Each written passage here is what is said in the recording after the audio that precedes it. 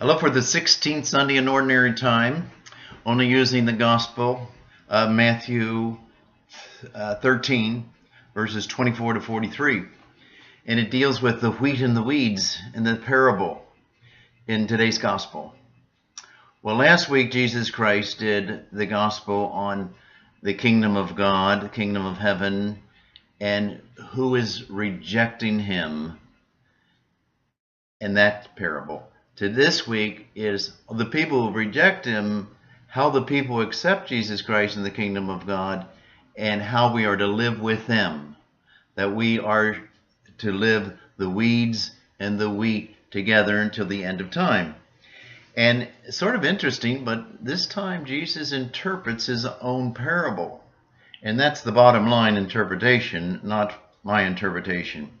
And he says, man's the son of man, the field's the world, the good seed are the children of the kingdom of heaven, the bad seed are the children of the evil one, the enemy is the devil, the harvest is the end of time, and the harvesters are the angels. That's his interpretation. Well, I want to quickly give you my interpretation. You don't have to believe this, but we force the scriptures, and in a sense, I like this weeds and wheat, because I see the weeds as sort of evil in the world, and the wheat is the good in the world. And it goes something like this. How and when did evil come into the world? Well,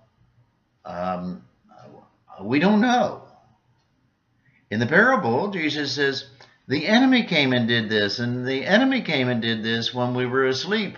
And the enemy sowed evil into the world, or sin into the world. It wasn't God, but it was the enemy. And to me, that sort of makes sense, because we don't know historically when evil came. If you believe in evolution, a million years ago or 500,000 years ago, if you're a fundamentalist, as far, it might have been 7,000 years ago. But we don't know. We were asleep. While we were asleep, the enemy came and sowed the weeds, the weed seeds in the field. Well, I think that's true. I like that. And so we do not know. At the end of time, I hope we'll know and we'll understand all this, but not now. But our theology or our church teaches, don't blame God. God only sowed good seed, wheat. This seed is for everybody in his own image and likeness of God. That's how we were created, and that's how we were made. And somehow what happened, happened. But don't blame God, blame creation. Blame the bad angels, blame the devil, blame the evil one. But blame anything, but don't blame God. I like that. Weeds and wheat. Well, this, we like it all or nothing. I call it dualistic thinking. Everything is either good or bad.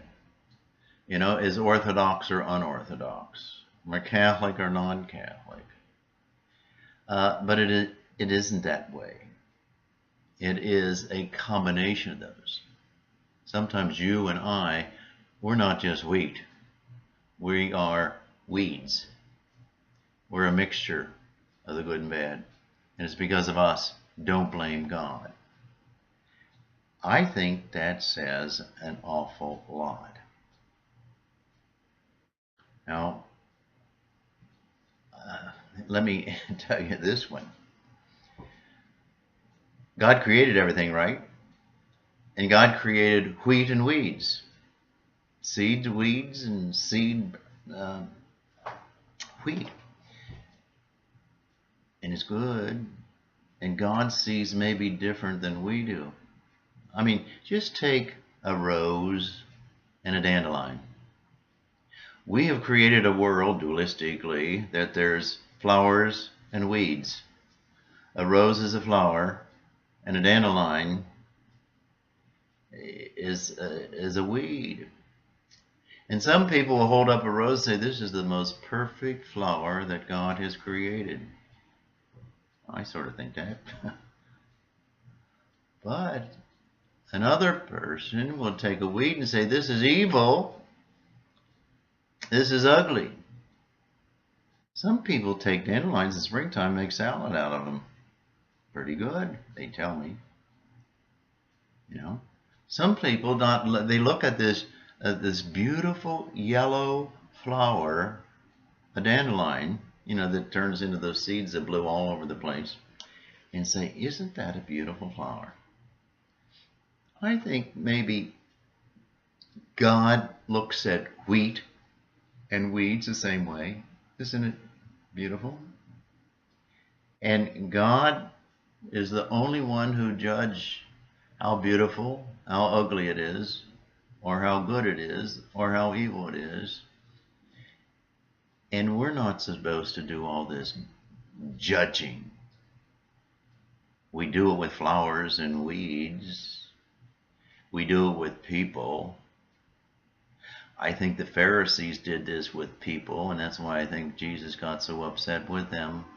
Let God decide weeds and wheat. Now, that's a different interpretation of this parable. When in doubt, don't listen to Father Hehman. When in doubt, or any little doubt, go back and listen to what Jesus has to say. But I just find it sort of interesting. It is a different interpretation. Have a good day.